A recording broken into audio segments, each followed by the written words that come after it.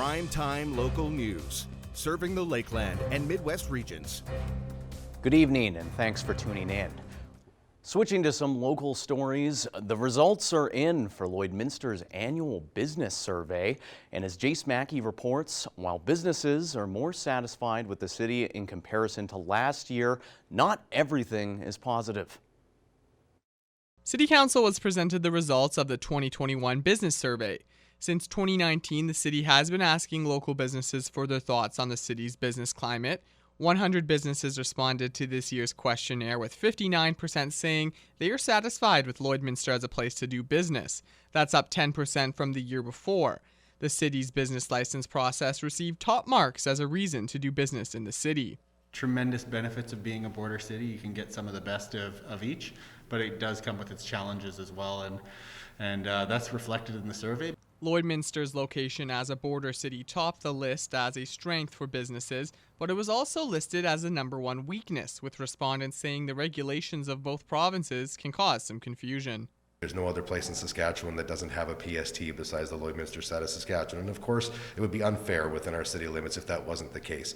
But there are all kinds of opportunities to work through those things. Everything you do, whether we were a completely Alberta city or a completely Saskatchewan city, would have a ton of challenges. Everybody's facing them. Uncertainty surrounding the energy industry was also cited as a weakness for Lloydminster, and the city's economic development team is working now on ways to help diversify the local economy. We can't forget about oil and gas. The oil that's in the ground isn't necessarily going away. We can't forget about agriculture, but value-added agriculture is something that we're going to continue to work on, as well as just looking at different avenues and different things that would be a good fit for Lloydminster. I can't tell you everything that the economic development team's working on, but there's a lot of big things that could be coming to the city of Lloydminster that are really interesting, and not all of them are oil and gas related. The Think Lloyd First campaign was seen positively by survey respondents. And while there's still a lot of uncertainty felt by local businesses heading into the new year, Councillor Aaron Buckingham says the city will work to make the city's business environment as attractive as possible. If there was negative comments made in there, they were more directed on policies and things that are affecting us from a federal level as opposed to a local level. So to me, it says that we're moving things in the right direction and there's some good positivity out there in the community. For Primetime Local News, I'm Jace Mackey. The Alberta and Saskatchewan governments have been distributing rapid COVID tests throughout the provinces, but with demand skyrocketing through the roof, stock shortages have become a blatant reality. Our Jasmine King has more on where residents can get their tests.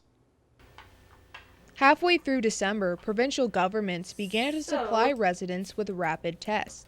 Currently, the Lloydminster Chamber of Commerce supplies 2 types of rapid tests, both from different provincial programs.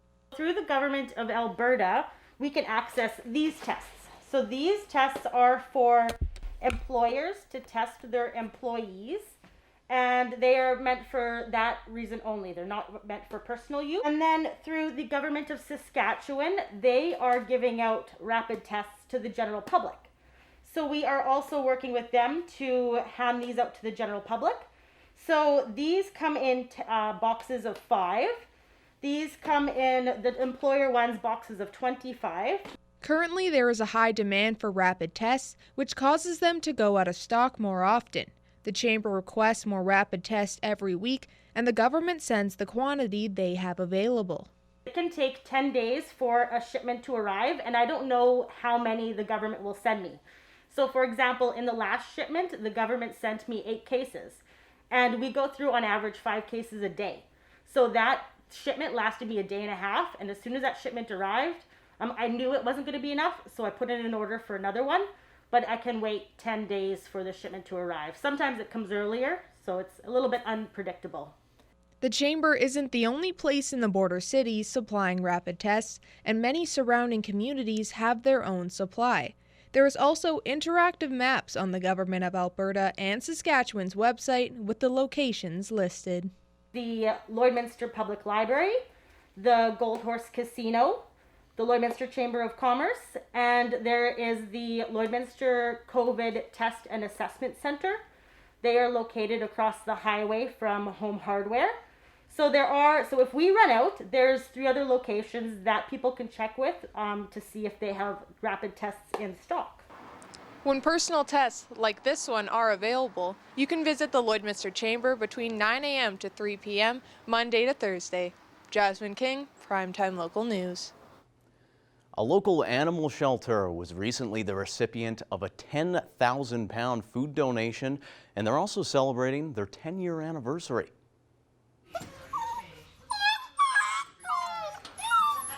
Since 2012, Fur Babies Forever Homes has made it their mission to rescue and support as many dogs as possible. 10 years and 1,850 dogs later, the shelter is both succeeding and growing. We actually started in a little shed where we were just helping one puppy and got to a garage bigger, and now we're in a big unit where we're able to have 6 isolations going at the same time, so we're able to help way more dogs. The shelter is funded largely via donations, while its general operation is handled by volunteers, something which Boothman isn't soon to forget. Our volunteers are so loving, it's unbelievable. Some of them will come spend hours in here, just holding and cuddling and playing with the pups and getting our really timid ones back to where they're more adoptable, right? Just last week, Fur Babies was the recipient of a 10,000-pound food donation, courtesy of the Edmonton-based Champion Pet Foods. For dogs like Finley and her pups here, they might just go through one end and out the other, but for the shelter as a whole, it enables them to grow, just as they've done over the course of the past 10 years. We don't have to go on Facebook and ask our volunteers or supporters, you know, please help, please help, please help, because we got good supporters like Champion that'll do that for us. If you or someone you know might be interested in adopting a dog or cat from the sister shelter Fur Babies Forever Homes, you can reach out online at www.furbabiesforeverhomes.com. Now it's time to check in with Jasmine King, who can hopefully provide a bit of optimism with this cold snap we're seeing.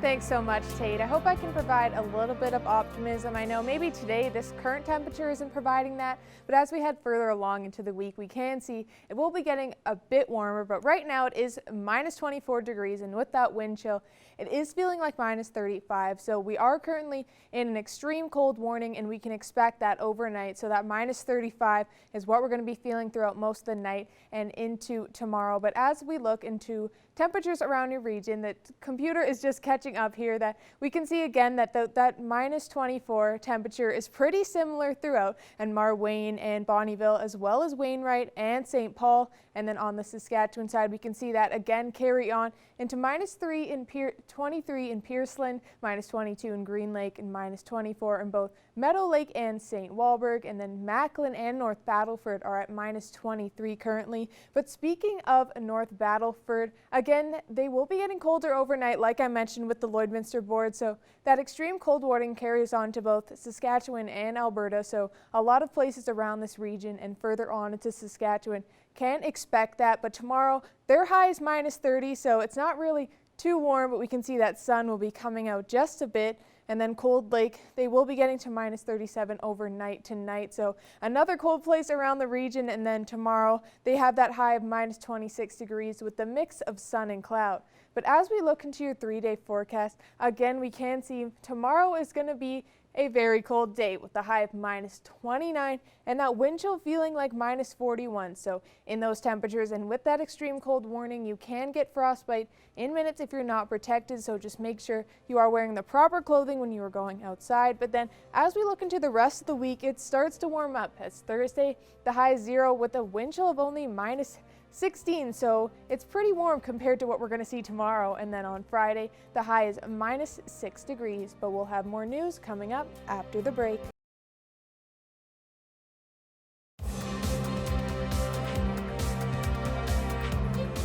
Over this past weekend, the Lakeland College women's hockey team added to their win total, picking up 2 against the Calgary Jags and the Edmonton Wolves. For more on the team's success this season, here's Evan Kenny. The Rustlers were back battling at practice Tuesday morning following the team's 25th win of the season. We feel like teams that we have lost to and that we're now beating, and we feel like there's been growth to our game, and we've cleaned things up. And so you just hope that you keep going in the right direction, because it's a long season, and you want to be trending, playing your best hockey at the end of the year, or else the regular season's a bit for naught. After this past weekend, the women have won 7 in a row dating back to the middle of November. In that span, the Rustlers have outscored opponents 29-11.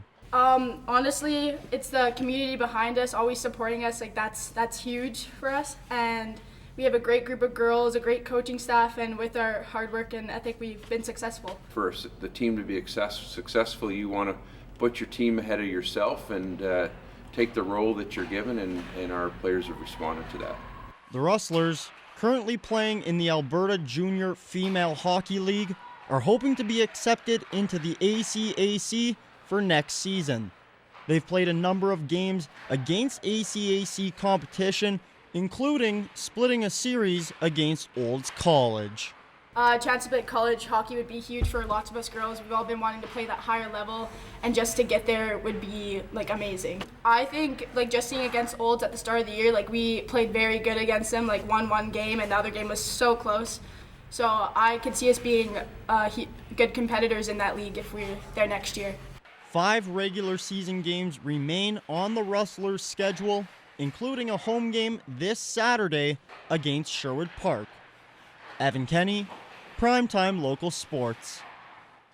2 local hockey players were recently called up to the NHL for the first time in their careers, and with more on their performances, here's Thomas Wildman. Brandon Baddock, a native from Vermilion, and Bryce Kindop from Lloydminster both played for the Lloydminster Bobcats before going on to play in the WHL. Baddock was drafted by the New Jersey Devils in the 2014 draft. After completing his final years in the WHL with the Edmonton Oil Kings, Baddock spent 4 years in the AHL with the Binghamton Devils. Baddock is a hard-nosed player, and so far in his AHL career has gotten 476 penalty minutes. Baddock was signed by the Montreal Canadiens in the 2020 offseason and continued to play for their AHL affiliate, the Laval Rockets. On December 31st, the Canadiens were dealing with some injuries and needed a depth forward, and Baddock got the call. He was ecstatic to finally live out his dream. Yeah, just a dream come true. You work so hard to get here, and I've waited a long time for the opportunity. So for it to finally come, it's just, like I said, a dream come true, and just try to go out there and work every shift and cherish every moment of it. Kindop is a very different player to Baddock. He went undrafted, but continued to play excellently for the Everett Silvertips, and had his best season as captain of the Silvertips in the COVID-shortened 2019-20 WHL season, where he had a career-high 70. Climb back out of a 2-goal hole, right side, Kindop in front, he scores! This gained the attention of the Anaheim Ducks, who signed him to an entry-level deal last year. He's played mostly for the Ducks' farm team, the San Diego Gulls. Kindop got called up on January 4th against the Philadelphia Flyers.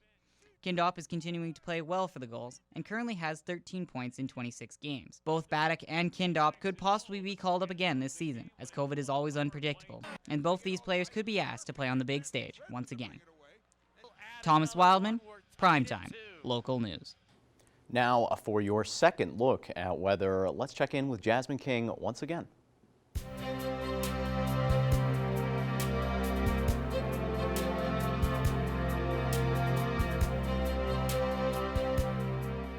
Thanks so much, Tate. Yes, we're taking a second look at the current temperatures around the region. So we can see here in Lloydminster, we are still sitting at minus 24 degrees. But as we look into the Alberta side, they are all hovering around that same degree. Edmonton minus 22, as well as Cold Lake and Athabasca.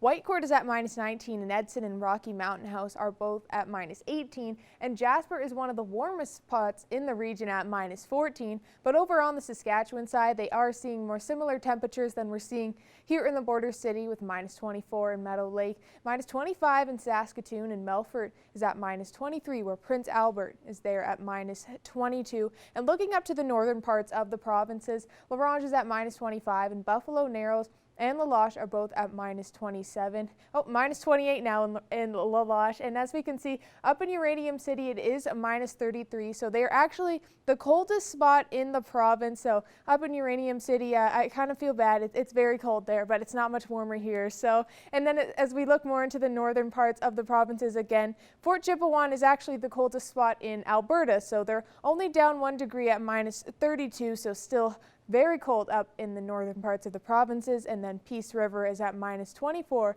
and Slave Lake is at minus 25. And then looking into the south, they are seeing a bit different temperatures, but they're still cold like us, but not as cold. Medicine Hat is at minus 18, where Calgary is at minus 17 and Lethbridge is at minus 16. And over on the Saskatchewan side, they're all in that minus 20 degree range. And then Yorkton and Moose Jaw are at minus 21. And Estevan is at minus 20. But as we look into your national forecast, we can see as we head further east into the country, it's where they start to get a bit warmer, as Toronto is only at minus 6, but Quebec City is still down at minus 19, so they are one of the coldest spots there on the east. And then St. John's is at 5, where Halifax is sitting at minus 5. And onto the western side of the country, Yellowknife is all the way down at minus 36, so I think we can be happy we aren't that cold. And Whitehorse is at minus 13 with some snow. And then Vancouver is one of the only positives that we're seeing on this map at 6 degrees. But as we look into your overnight temperatures, again, like I mentioned earlier, we are in that extreme cold warning, so that will continue on throughout the night and into tomorrow morning. So overnight tonight will be very cold, getting into those minus 40 degree range throughout. So these temperatures aren't even what we're going to see with the wind chill. These are without. So you can tell it's going to get very cold tonight. And as we look into your 7-day forecast, again, tomorrow's high is minus 29 degrees, so pretty cold. But as we head into the rest of the week, we can see we are in those single digits throughout most. Thursday has the warmest temperature at 0, and then Friday is at minus 6, as well as Saturday is at minus 5. And then Sunday, we can see there is a little bit chance that we might be seeing some freezing rain. And then Monday is at minus 10 and Tuesday at minus 6. But that's a look at your 7-day forecast, and we'll have more news after the break.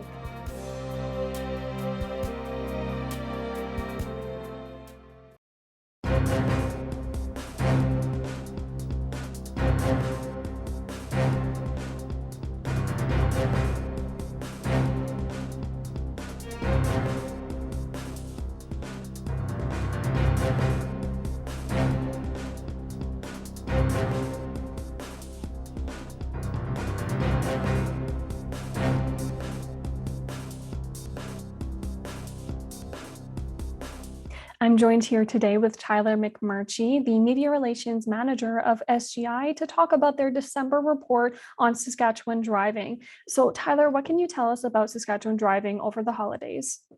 Well, we saw a lot of people passing through check stops throughout the province of Saskatchewan because police were holding a lot of check stops in order to focus on impaired driving for the monthly traffic safety spotlight, which was, of course, during the holiday season. This is something that police focus on every year, making sure that people who are coming and going from holiday parties, visiting family and friends, getting together with coworkers, making sure that they're making those good decisions if those get-togethers involve alcohol. And we saw 361 impaired driving offenses reported by police throughout Saskatchewan for the month of December. Now, considering we saw an unprecedented level of enforcement, and particularly when it came to check stops over the holiday season, you have to understand that thousands of people would have passed through those check stops, and the vast majority of them were making those good decisions and driving sober. But we did see, unfortunately, 361 people driving impaired. What were some of the main incidents that happened over the last month? So these are numbers that are reported to us by police, but so we don't get the details of each individual arrest. However, I did actually have the opportunity to go on an impaired driving ride along with a police service, the Regina Police Service, and the impaired driver that was caught during that ride along was simply, somebody leaving a bar, getting behind the wheel of a vehicle with a very inebriated passenger, but unfortunately the driver had some alcohol in his system as well. And even though they had to only travel a few short blocks, a police officer caught them. And it's important to remember that police don't just use those highly visible check stops to catch impaired drivers. They're also out there on patrol looking for impaired drivers, and that may include using tactics like an unmarked vehicle near a licensed establishment, and if they see somebody getting behind the wheel and appears that they may have trouble walking to their car or may have other indications that they shouldn't be driving, those people are going to get pulled over and questioned by police, and that investigation will proceed from there. And in that case, it could have happened to anybody, but it happened to those people who made the decision that even though a cab ride to their home would have cost probably under $10, they decided to risk it, get behind the wheel, and as a result, that vehicle was impounded. That person is going to face further consequences as a result of already being a suspended driver as well. And that's something that didn't need to happen. What is SGI's focus for this month and the future? So for the month of January, we have been focusing on intersection safety with a particular interest on winter driving. Of course, as you're approaching intersections, if the conditions are not ideal, it does increase the chance of a collision. For the upcoming month, for February, we're going to be focusing on occupant restraints, which that's a fancy word for saying seatbelts and car seats. And we want to make sure that people who are in a vehicle are properly restrained with the a seatbelt, or if they're a child, the appropriate car seat or booster seat for their size and age. Now, we saw that big snowstorm yesterday. What are some tips that you can give drivers for driving on these icy roads? Yeah, absolutely. One of the things that people need to understand about winter driving is that safe winter driving starts before you even get in the vehicle. You should call the highway hotline and get an idea of the kind of conditions you're going to be dealing with, especially if you're going out on the highway. But even in town, listen to the weather forecasts, understand what the traffic conditions are like, where you're going to be going, and what the weather conditions are like that you're going to be dealing with, and adjust your driving appropriately. You should also give yourself plenty of time to get wherever you're going if you do have to head out. So that means leaving a bit early, giving yourself time to fully clean off your vehicle of any snow or ice or frost that's on the windshields and the side windows, in addition to cleaning off the lights, front and back, so you can see and be seen. And then when you get out on the road, get a feel for how your vehicle is performing, what the roads are like. Drive slow using gentle acceleration and braking. Get a feel for how your vehicle is performing and make sure that you're driving at a speed appropriate for the conditions. Another thing that's very important is increasing your following distance. You don't want to be too close to that vehicle in front of you, because you want to be able to have that time to react, to stop, or to switch lanes if in fact they stop suddenly, or maybe their vehicle isn't performing quite as well as yours is in these icy driving conditions. Thank you so much for joining me today, Tyler. Oh, you're very welcome.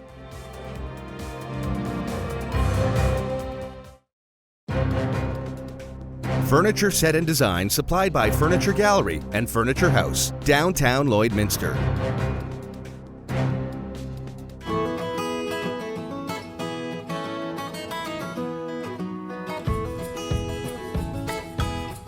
Welcome back, everybody, to this week's edition of The Pet Project. We're joined once again by Becca Lawrence with the Lloydminster and Community SPCA. Becca, we got lots to talk about this week, but we'll just take it one topic at a time. So let's start with showing off our animal this week. We got a really cute guy here, Hank. Why don't you give us the details about Hank? Because he's a bit of a special kitty. Yeah, so Hank here, he's a little busy playing with his downstairs neighbor here. But yeah, Hank came into the shelter probably about a couple months ago. He was only about a month old, I want to say maybe a little bit older. And he came in from town of Vermilion, and he actually had suffered an injury to his tail. So all of the skin was completely ripped off his tail. He still had his tail. That was something I've actually never seen here before. So poor little Hank had to go through that at such a young age, but it never stopped him from just loving life. Anything that he can get himself into or meet or anything like that, he is best friends with. So he was in a foster home with dogs and cats, and he absolutely loved all of them. So he, like I said, doesn't let much get him down. So he's about 3 months old now, and he is a tailless wonder now as well. He's got his little nub. Oh, that's so cute. Look at that. Yeah, he's got his little nub. And then, so then he's ready to go and to find his forever home. Well, I gotta say, Hank certainly does look like a very sweet cat. You're saying he seems to be getting along with everybody. So if, somebody out there in the border city is looking for, to give a lot of love to a cat who deserves it, he's had a rough go of it so far. So I know I would really love to see Hank go to a house that, gave him tons of love and had lots of attention. So that's wonderful. And we'll just transition with that. Obviously, Hank required some special vet care before, he could be put up for adoption. And that comes out of your guys' sick and injured animal fund, which is something that, maybe we don't talk about as much as we should, because it is such a wonderful thing that gives cats and, like Hank another chance at life, or other animals that you guys bring in, but it is so important. So let me just give you a little bit of time to chat about that, Becca. Yeah, so basically, like you said, right, it's it's for any cases like Hank that comes in where he, needs that emergency medical care. So, the tail amputations, even leg amputations, things like that. It's just that immediate care that they need, other than the original spay and neutering that we always do. So it is a completely different account, and that's exactly what it's for, is for that emergency care that animals need. Yeah, and obviously general donations are always great, but if you want to know for sure, that your donation is saving an animal's life, that sick and injured donation pool is the one to go to. Beautiful. And so we had a big event yesterday, Becca. It was all across the country, all across the world. It was Betty White Day, and you guys had just an absolute amazing outpouring of support from the community. So let's just take a minute to chat about that and just, how wonderful it was. Yeah, so I mean, even like on Mondays, we are closed to the public, but we let everyone know if you want to come down in this snowstorm, you can absolutely come down. So we had people trudging through the snow to come give us donations. And we had our link on our Facebook page as well. And we had an insanely good outcome. We raised just over $11,000. So that was beyond what we thought was going to happen. So we're all just around here at the shelter, Betty White did it again, So, she advocated for animals, and we're really happy with our community and surrounding communities that really came through for us. We were all very surprised and happy to see that. Yeah, it's wonderful news, Becca. To be quite honest, when I saw the numbers this morning, I was blown away that it's absolutely amazing to see the community come together for something like that. And it's very needed right now, as again, we'll transition into our next topic of today, which is you guys have just an influx of animals, and unfortunately, it is a little bit too much for you guys to handle right now. So again, why don't you just kind of let the people know what's going on at the SPCA this week as far as our animal numbers go? Yeah, so I mean, like always, jam-packed full of kitties, as you can really see, like every kennel here is full. So actually, we are working with ARCS in Edmonton and Calgary to transfer out some of our kitties so that they can have a different atmosphere, opportunity to get adopted. So that we have 26 of our cats getting transferred today to go to, spread out with ARCS and find their forever home. So I mean, unfortunately, sometimes it does happen. Especially right after Christmas time, we don't see a whole lot of adoptions. So really, rather than, letting them sit here in the shelter, we transfer them out, get them other opportunities, and then getting other kitties back and out from the cold. So, honestly, we're going to clear out a little bit. We still have tons of cats after those 26 still here in the shelter. But, we have a couple with upper resp again. So, we might give it a few days just for it to clear up a little bit. But honestly, it's just really so we can get some of those kitties off the streets and into the shelter again. Absolutely, and like you were saying, you guys have just a huge influx of animals right now, which leads into the next thing that we're going to chat about, which is your guys' upcoming adoption event, which hopefully helps to clear out some of these kennels here. So again, why don't you just kind of give the people some details about, what they can look forward to with that?